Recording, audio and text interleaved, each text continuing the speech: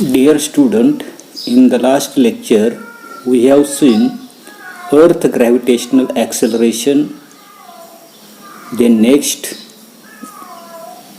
variation in the value of g. जीचं असणारे जे काही मूल्य जे आहे तर त्या जीच्या मूल्यामध्ये होणारे जे काही बदल जे आहे तर ते बदल आपल्याला त्या ठिकाणी पाहिजेत.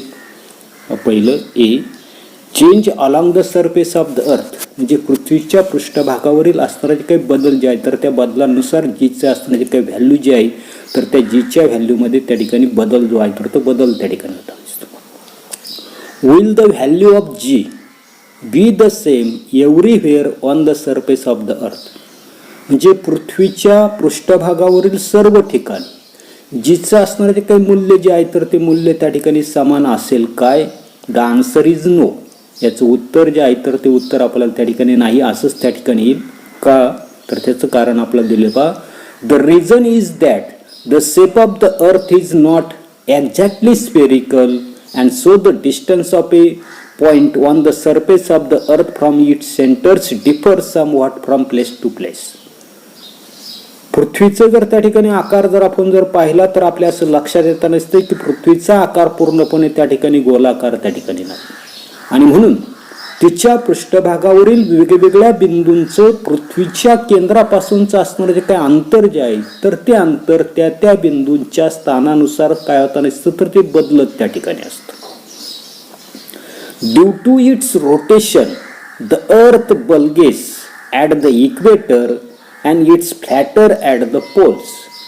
त्याच्यानंतर आपल्याला हेही त्या ठिकाणी माहिती आहे की पृथ्वी सूर्याभोवती फिरता फिरता काय होतं नसते स्वतःभोवती त्या ठिकाणी फिरत असल्या कारणानं तिचा असणारा जो काही आकार जो आहे तर तो आकार त्या ठिकाणी असणारा जो काही ध्रुव जो आहे तो ध्रुवाला कसा आहे तर त्या ठिकाणी आपल्याला त्या ठिकाणी चपटा सांगितले. फ्लॅटर ॲट द पोल्स, म्हणजे ध्रुवाजवळ त्या ठिकाणी पृथ्वी जी आहे तर ती पृथ्वी त्या ठिकाणी चपटी आहे. आणि इक्वेटरला काय सांगितलेलं आपल्याला की अर्थ बल्गेस ॲट द इक्वेटर, आणि विषुववृत्त जे आहे तर त्या विषुववृत्ताला पृथ्वीचा आकार थोडासा त्या ठिकाणी फुगीर त्या ठिकाणी आहे. Its radius is largest at the equator and the smallest at the poles, आणि म्हणून आपल्या लक्षात येत नसते की पृथ्वीचा आकार जो आहे तर तो त्या ठिकाणी पोल जवळ ध्रुवाजवळ त्या ठिकाणी चपटा आहे. विषुववृत्त इक्वेटर जो आहे तर त्या इक्वेटरला कसा आहे तर ते त्या ठिकाणी बल्गेस आहे, म्हणजे फुगीर आहे, आणि म्हणून पृथ्वीची त्रिज्या ध्रुव जो आहे तर त्या ध्रुवाजवळ त्या ठिकाणी कमी आहे, तर विषुववृत्त जे आहे तर त्या विषुववृत्ताजवळ त्या ठिकाणी पृथ्वीची त्रिज्या त्या ठिकाणी जास्त आहे. The value of G is thus highest, that is 9.832 meter per second square at the poles and decreases slowly with decreasing latitude. आणि याच्यामुळे काय होतं नसते की आपण पाहिलंय की जी जे आहे तर त्या जीचं असताना जे काही मूल्य जे आहे तर ते मूल्य ध्रुव जे आहे तर त्या ध्रुवावर त्या ठिकाणी सर्वात जास्त म्हणजेच 9.832 मीटर पर सेकंड स्क्वेअर आहे, आणि तिथून विषुववृत्ताकडे जात असताना जीचं असणारं जे काही मूल्य जे आहे तर ते मूल्य काय होताना दिसते तर त्या ठिकाणी कमी कमी त्या ठिकाणी होताना दिसतं. It is lowest, that is 9.78 metre per second square at the equator, आणि हे विषुववृत्ताजवळ जीचं असणारं जे काही मूल्य जे आहे तर ते जीचं मूल्य सर्वात कमी म्हणजेच त्या ठिकाणी 9.78 मीटर पर सेकंड स्क्वेअर एवढं त्या ठिकाणी. त्याच्यानंतर आपण पाहतोय की variation in the value of G, second पाहिजे आपल्याला B, change with the height, म्हणजे उंचीनुसार जर त्या ठिकाणी बदल जो आहे तर तो बदल जर झाला तर त्या ठिकाणी काय होतंय हे आपल्याला त्या ठिकाणी पाहिजे पहा पुढे की चेंजेस विथ हाईट, उंचीनुसार बदल. As we go above the earth surface the value of R in the equation 5 increases and the value of G decreases. G सर्वसाधारणपणे त्या ठिकाणी आपल्या लक्षात येत नसते की पृथ्वीच्या पृष्ठभागाच्या वर जात असताना बिंदूचं केंद्रापासूनच असणारं जे काही अंतर जे आहे तर ते अंतर काय होताना दिसते वाढत त्या ठिकाणी जाताना दिसते, आणि केंद्रापासूनच असणारं जे काही अंतर जे आहे तर ते अंतर काय होताना दिसते वाढत जाताना दिसतं, आणि म्हणून समीकरण 5 मध्ये दाखवल्याप्रमाणे जीचं मूल्य जे आहे तर ते जीचं मूल्य काय होताना दिसते कमी त्या ठिकाणी होताना दिसतं. हाऊएव्हर द डिक्रीज is rather small for heights which are small in comparison to the earth radius. म्हणजे पृथ्वीच्या पृष्ठभागापासून वस्तूची असणार जी काय उंची जी आहे तर ती वस्तूची उंची पृथ्वीच्या त्रिज्येच्या तुलनेनं त्या ठिकाणी कमी आहे आणि कमी असल्यामुळं तिची असणारी जी काही उंचीमुळं जीचं असणारं जे काही मूल्य जे आहे किंमत जी आहे तर याच्यामध्ये होणारा जो काही बदल जो आहे तर तो बदल त्या ठिकाणी अल्प प्रमाणामध्ये त्या ठिकाणी असतो. आता पुढे for example remember that radius of the earth is 6400 kilometre.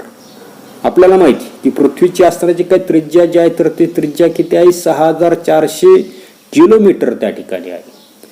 If an aeroplane is flying at a height 10 kilometer above the surface of the earth, its distance from the earth's surface changes from 6400 kilometer to 6410 kilometer and the change in the value of g due to it is negligible.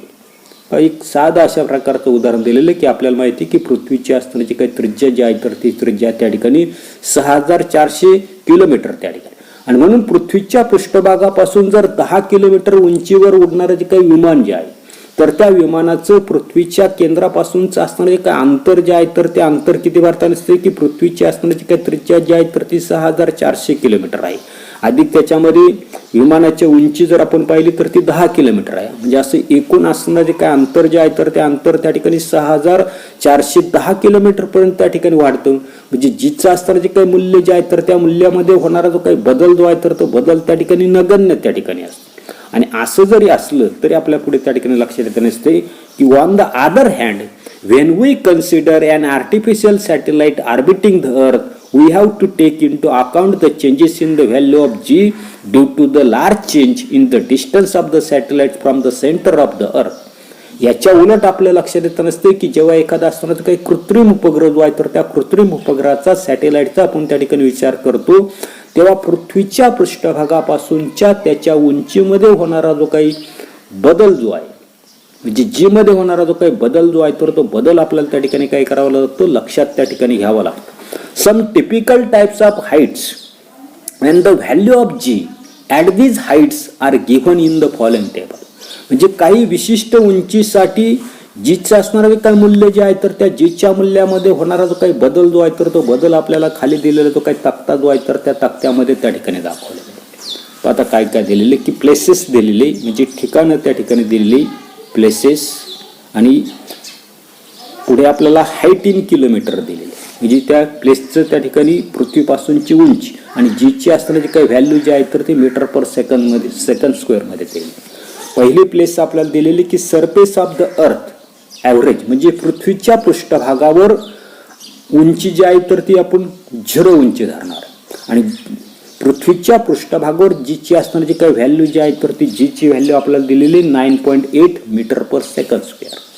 त्याच्यानंतर second place आपल्याला दिलेली की mount Everest. आपल्याला माहिती आहे की सर्वात उंच अशा प्रकारचं ठिकाण त्या ठिकाणी आपल्याला माहित आहे भूगोलामध्ये तुम्ही त्या ठिकाणी शिकलेला. माउंट एव्हरेस्ट जे आहे तर त्या माउंट एव्हरेस्टची पृथ्वीच्या पृष्ठभागापासूनची असणारी जी काही उंची जी आहे तर ती उंची 8.8 किलोमीटर त्या ठिकाणी आहे आणि या ठिकाणी आपल्या लक्षात येत नसते की जीची असणारी जी काही व्हॅल्यू जी आहे तर ती सुद्धा किती दिलेली आपल्याला 9.8 त्या ठिकाणी दिलेली आहे. त्याच्यानंतर तिसरी प्लेस आपल्याला दिलेली आहे की maximum height reached by the manmade balloon म्हणजे मानवनिर्मित असणारा जो काही फुगा जो आहे तर त्या फुग्याने गाठलेली जी काही सर्वाधिक उंची जी आहे तर ती सर्वसाधारणपणे 36.6 किलोमीटर आहे. या ठिकाणी एवढ्या उंचीवर जीची असणारी जी काही व्हॅल्यू जी आहे तर ती आपल्याला दिलेली की 9.77 मीटर पर सेकंड स्क्वेअर दिली. त्याच्यानंतर फोर्थ प्लेस आपल्याला दिलेली की height of a typical weather satellite म्हणजे सर्वसाधारणपणे आपल्याला त्या ठिकाणी height of the typical weather satellite म्हणजे हवामान खात्यासाठी वापरण्यात येणारा जो काही उपग्रह जो आहे तर त्या उपग्रहाची उंची सर्वसाधारणपणे 400 किलोमीटर पर्यंत त्या ठिकाणी असते आणि या ठिकाणी मात्र जीची व्हॅल्यू त्या ठिकाणी 8.7 मीटर पर सेकंड स्क्वेअर आहे. त्याच्यानंतर आपल्याला फिफ्थ त्या ठिकाणी प्लेस दिलेली की height of the communication satellites म्हणजे दळणवळण उपग्रहाची असणारी काही कक्षा जी आहे तर ते कक्षा आपल्याला त्या ठिकाणी 35,700 किलोमीटर म्हणजे 35,700 किलोमीटर उंचीवर जीची असणारी काही व्हॅल्यू जी आहे तर ती जीची व्हॅल्यू आपल्याला 0.225 दिली म्हणजे 0.225 मीटर पर सेकंद त्या ठिकाणी. म्हणजे आपल्या या ठिकाणी लक्षात येताना असते की जशी त्या ठिकाणी उंची जी आहे तर ती उंची त्या ठिकाणी वाढत जाताना दिसते, तसतसं मात्र त्या ठिकाणी जीची असणारी काही व्हॅल्यू जी आहे तर ती व्हॅल्यू मात्र काय होताना दिसते, डिक्रीज होताना दिसते. म्हणजे जसजशी त्या ठिकाणी उंची वाढत जाताना दिसते तसतशी जीची असणारी काही किंमत जी आहे तर ती किंमत काय होताना दिसते, कमी कमी त्या ठिकाणी होताना दिसते. या तक्ता फक्त तुम्ही त्या ठिकाणी लक्षात ठेवा. त्याच्यानंतर सी आपल्याला दिलेली की चेंज विथ द डेप्थ, म्हणजे पृथ्वीच्या अंतरंगामध्ये खोलीमध्ये आतमध्ये जर आपण जर गेलो तर जीची असणारी काही व्हॅल्यू जी आहे तर त्या व्हॅल्यूमध्ये नेमका काय बदल होतो ते आपल्याला त्या ठिकाणी लक्षात द्यायचे. आता पुढे the value of G also changes if we go inside the earth, म्हणजे पृथ्वीच्या आतमध्ये अंतरंगामध्ये केंद्रापर्यंत जात असताना देखील जीचं असणारे जे काही मूल्य जे आहे तर ते मूल्य त्या ठिकाणी बदलत राहताना दिसतं. The value of R in equation 5 decreases. पाहता काय सांगितले, the value of R in equation 5. Equation 5 आपल्याला माहित नसेल तर पुन्हा त्या ठिकाणी लक्षात ठेवा की small G is equal to capital G capital M divided by R square. हे आपलं इक्वेशन नंबर 5 आहे.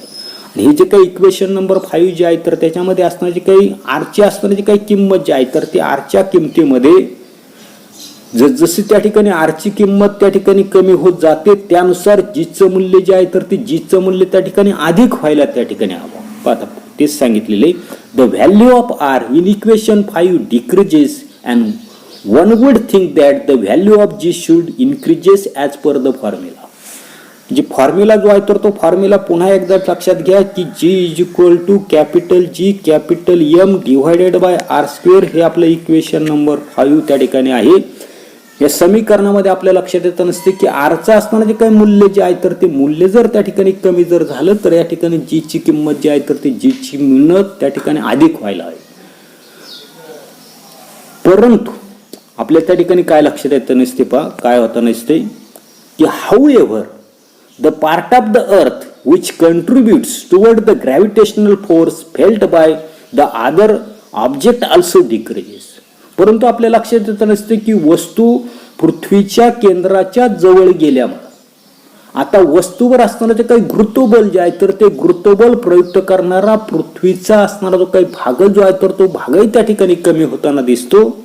which means that the value of m to be used in the equation 5 also decreases. आणि म्हणून मगाशी सांगितल्याप्रमाणे इक्वेशन नंबर 5 जे आहे तर ते equation number 5 small G is equal to capital G capital M divided by R square. हे जे काय असणारे जे काही समीकरण जे आहे तर त्या समीकरणामध्ये असणारे जे काही कॅपिटल एम म्हणजे पृथ्वीचा असणारे जे काही वस्तुमान याचं मूल्य जे आहे तर ते मूल्य सुद्धा त्या ठिकाणी बदलत जाताना दिसतं. आणि as a combined result of the change in the small R and capital M the value of G decreases as we go deep inside the earth. म्हणजे या ठिकाणी आपल्याला लक्षात येतं नसते की सर्वसाधारणपणे स्मॉल आर आणि कॅपिटल एम यांचं जे काय असणारं जे काही मूल्य जे आहे त्यांचा एकत्रित जर परिणाम जर आपण जर पाहिला तर पृथ्वीच्या आतमध्ये जात असताना जीचं असताना जे काही मूल्य जे आहे तर ते मूल्य काय होताना दिसतं, कमी कमी होताना दिसतं. पुढे थिंक अबाउट इट म्हटलेले विचार करायचा आहे की will the direction of the gravitational force as we go inside the earth. म्हणजे सर्वसाधारणपणे पृथ्वीच्या आतमध्ये जात असताना गुरुत्वाकर्षण बलाच्या दिशेने काही त्या ठिकाणी असताना तो काही फरक जो आहे तर तो फरक त्या ठिकाणी पडतो का. काय सांगितलेले की सर्वसाधारणपणे पृथ्वीच्या आत जात असताना गुरुत्वबलाच्या दिशेने काही त्या ठिकाणी फरक जो आहे तर तो फरक त्या ठिकाणी पडतो का. पुन्हा एकदा प्रश्न ऐका, will the direction of the gravitational force change as we go inside the earth. म्हणजे पृथ्वीच्या आतमध्ये जात असताना गुरुत्वबल जे आहे तर त्या गुरुत्वबलामध्ये त्या ठिकाणी काही फरक पडतो का. याचं उत्तर आपल्याला त्या ठिकाणी नो सांगताय, काही फरक त्या ठिकाणी पडत नाही. सेकंड क्वेश्चन आपल्याला विचारलेलं आहे की what will be the value of G at the centre of the earth. पृथ्वीच्या केंद्रावर जीचं मूल्य त्या ठिकाणी किती असेल. तर आपल्याला सांगता येईल the value of G at the centre of the earth is 0. पृथ्वीच्या केंद्रावर जीचं मूल्य जे आहे तर ते जीचं मूल्य त्या ठिकाणी किती असणार आहे, 0 त्या ठिकाणी असणार आहे. पुढे every planet and satellite has different mass and radius. आपल्याला माहिती की प्रत्येक असणारा जो काही ग्रह असेल, उपग्रह असेल, यांचं वस्तुमान आणि त्रिज्या ज्या आहेत तर त्या वेगवेगळ्या त्या ठिकाणी असतात. आता हे आपल्याला समीकरण 6 पुढे दिलेले पहा की hence according to the equation 6 the value of G on their surfaces are different. आणि म्हणून समीकरण 6 प्रमाणे त्या ठिकाणी आपल्या लक्षात येत नसते की जीचं मूल्य जे आहे तर ते जीचं मूल्य त्या ठिकाणी वेगळं असतं. आता जीचं मूल्य समीकरण 6 जे आहे तर ते सेम आहे. पहा काही फरक आहे की समीकरण नंबर 5 पुस्तकामध्ये पान नंबर 8 वर पहा काय दिलेले आहे की small G is equal to capital G capital M divided by small R square. याला इक्वेशन नंबर त्या ठिकाणी 5 म्हटलेलं आहे. याच्यानंतर इक्वेशन नंबर 6 काय आहे की g is equal to capital G capital M divided by capital R square. आता हे त्या ठिकाणी म्हणजे small r is equal to capital R.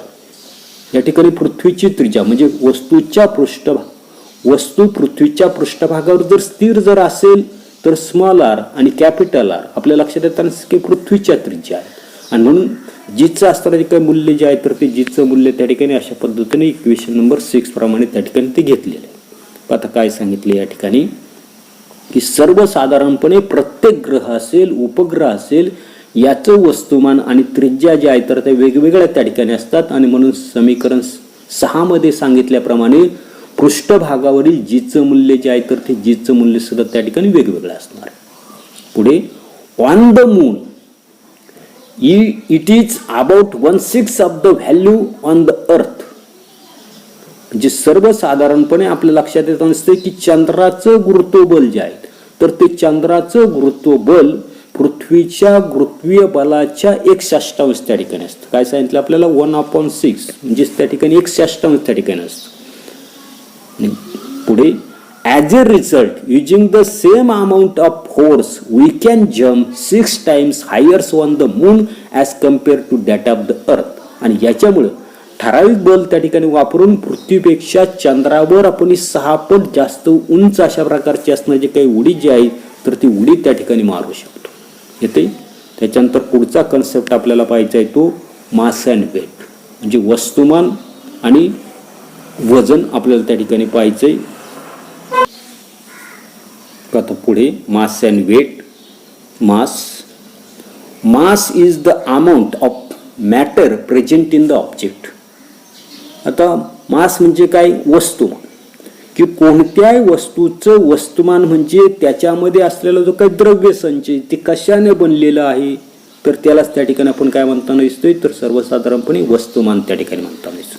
म्हणजे कोणत्याही वस्तूचं वस्तुमान म्हणजे त्याच्यामध्ये असलेल्या द्रव्य संचयाचं मापन होय.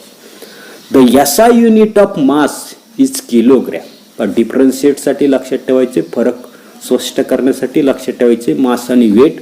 तर कमीत कमी 3 मुद्दे आपल्याला त्या ठिकाणी लिहिता आले पाहिजे.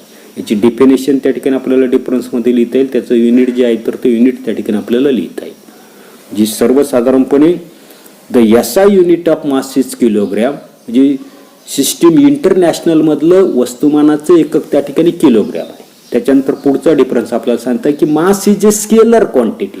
आपल्याला माहिती की वस्तुमान ही आदेश राशी आहे. याच्यासाठी दिशा जी आहे तर त्या दिशेची गरज नाही, फक्त मॅग्निट्यूड जरी सांगितलं तरी आपण त्या ठिकाणी मास जे आहे तर ते मास त्या ठिकाणी आपल्याला लक्षात येताना दिसतो. त्याच्यानंतर पुढे it's value is same everywhere. वस्तुमान जे आहे तर त्या वस्तुमानाचं मूल्य सर्व ठिकाणी सारखंच त्या ठिकाणी असतं. Its value does not change even when we go to the another planet. म्हणजे दुसऱ्या एखाद्या ग्रहावर देखील काय होता नसते की वस्तुमानाचं असताना जे काही मूल्य जे आहे तर ते मूल्य त्या ठिकाणी बदलत नाही. डिफरन्शिएटसाठी लक्षात ठेवायचे, फरक स्पष्ट करण्यासाठी हे मुद्दे त्या ठिकाणी लक्षात ठेवायचे. पुढे according to Newton's first law it is the measure of the inertia of an object. न्यूटनचा असताना जो काही नियम जो आहे म्हणजे सर्वसाधारणपणे न्यूटनचा असताना जो काही पहिला नियम जो आहे तर त्या पहिल्या नियमानुसार वस्तुमान हे काय असते तर वस्तूच्या जडत्वाचं गुणात्मक अशा प्रकारचं माप त्या ठिकाणी असतं. Higher the mass higher is the inertia. आणि म्हणून त्या ठिकाणी जेवढं वस्तुमान त्या ठिकाणी जास्त तेवढं ते असणारं जे काही ऑब्जेक्ट जो आहे तर त्या ऑब्जेक्टचं असणारं जे काही जडत्व जे आहे तर ते जडत्व त्या ठिकाणी जास्त असते. त्याच्यानंतर सेकंड आपल्याला दिलेले वेट. पाहता वजन कशाला म्हणायचं? The weight of an object is define as the force with which the earth attracts the object. वजन म्हणजे काय? तर एखाद्या वस्तूला पृथ्वी बलानं त्या ठिकाणी आकर्षित करते, तर त्या बलालाच आपण काय म्हणताना दिसतो? वजन जे आहे तर ते वजन त्या ठिकाणी म्हणताना दिसतो. The force F on an object of mass M on the surface of the earth can be written using equation number 4. तर सर्वसाधारणपणे या ठिकाणी आपलं इक्वेशन नंबर 4 जे आहे तर ते इक्वेशन नंबर 4 काय होतं? तर ते पुन्हा एकदा त्या ठिकाणी दिलेलं आपल्याला F = mg अशा प्रकारचं इक्वेशन नंबर 4 त्या ठिकाणी.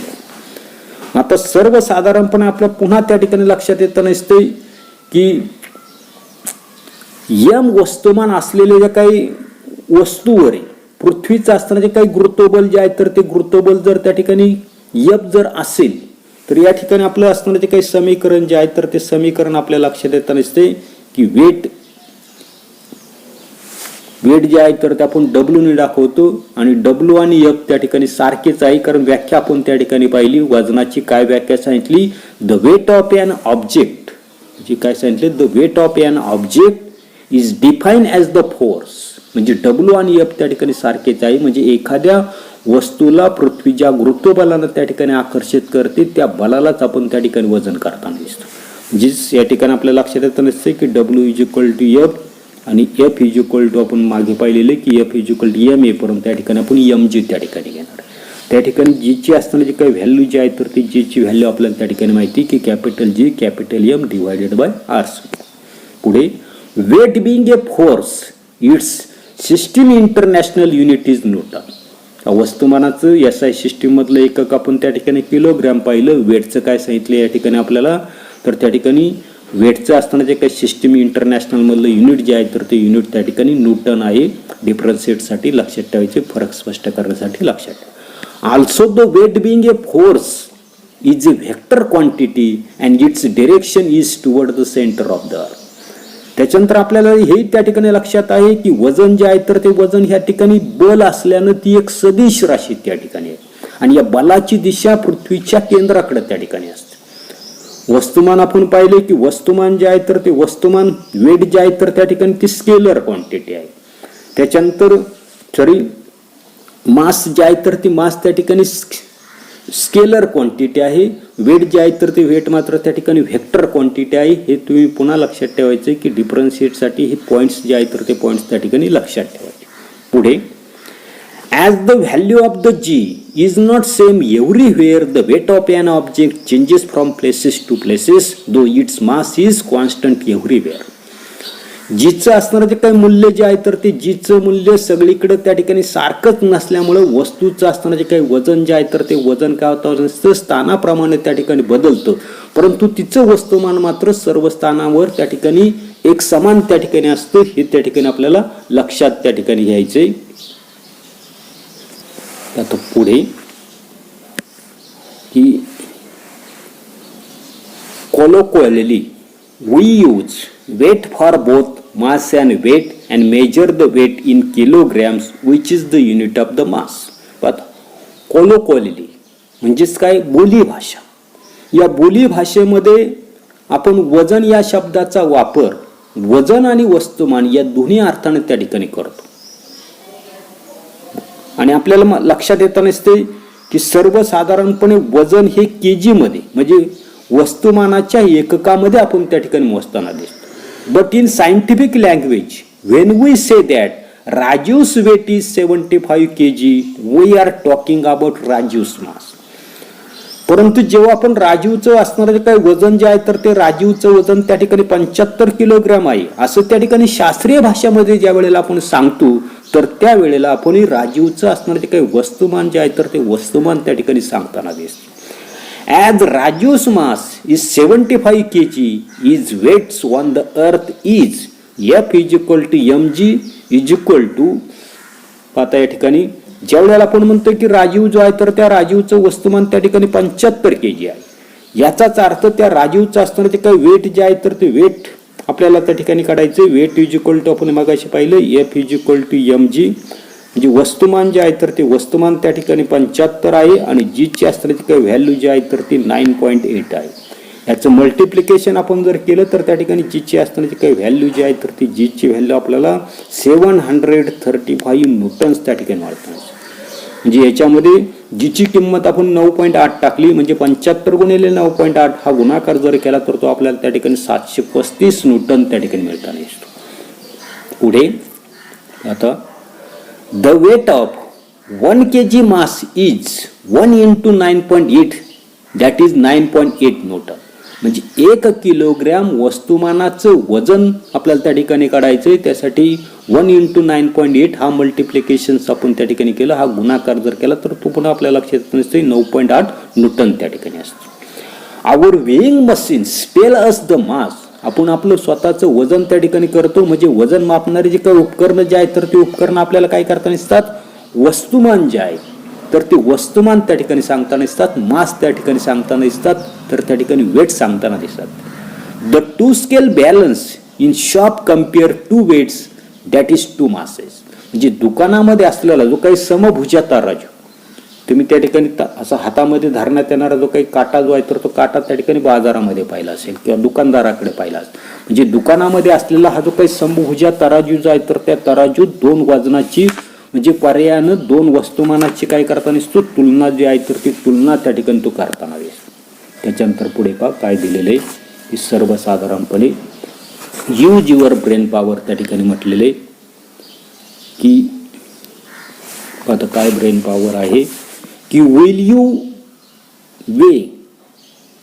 Weight remains constant as you go above the surface of the earth. म्हणजे पृथ्वीच्या पृष्ठभागापासून उंच जर गेले तर तुमचं वजन त्या ठिकाणी स्थिर राहील का, अशा प्रकारचा असणारा जो काही प्रश्न जो आहे तर तो प्रश्न आपल्याला त्या ठिकाणी दिलेला आहे. काय सांगता येईल की नो उत्तर त्या ठिकाणी सांगता येईल का, तर as we go above the surface of the earth our weight will go was decrease. म्हणजे जसजसं आपण पृथ्वीच्या पृष्ठभागापासून उंच जाऊ तसतसं आपलं असणारं जे काही वजन जे आहे तर ते वजन काय होईल तर त्या ठिकाणी कमी होताना दिसतं. पुढे पाहता की suppose you are standing on a tall ladder. की समजा तुम्ही एका उंचीवर उंच शिडीवर त्या ठिकाणी तुम्ही उभे आहात. If your distance from the centre of the earth is 2r what will be your weight. आणि पृथ्वीच्या केंद्रापासून तुमचं असणारं जे काही अंतर जे आहे तर ते अंतर त्या ठिकाणी 2r असेल तर तुमचं वजन त्या ठिकाणी किती असेल. पाहतो छोटासा त्या ठिकाणी कॅल्क्युलेशन्स आपल्याला त्या ठिकाणी करावे लागतील. आता काय कॅल्क्युलेशन्स करावे लागतील तर सर्वसाधारणपणे वेट जे आहे तर ते वेट आपल्याला माहिती. वेट इज इक्वल टू काय म्हणता नसतो आपण capital G capital M small m divided by r². आता याच्यामध्ये सर्वसाधारणपणे पहा काय काय दिलेले की capital G capital M small m आणि r जे आहेत अंतर जे आहे तर ते अंतर किती दिलेलं आपल्याला 2r दिलेलं आहे. म्हणजे 2r² त्या ठिकाणी करावं लागेल. तर सर्वसाधारणपणे हीच कॅल्क्युलेशन आपण जर केली तर काय आता नसते पहा capital G capital M small m divided bye 2² त्या ठिकाणी 4 होणार म्हणजे 4r² त्या ठिकाणी. हेच आपण त्या ठिकाणी 1/4 असं लिहू शकतो. 1/4 into capital G capital M small m divided by r² येते. म्हणजे या ठिकाणी पुन्हा आपल्या लक्षात येता नसते आता हे जे आहे की capital G capital M divided by r² हे काय आहे तर weight on the surface of the earth त्या ठिकाणी आहे.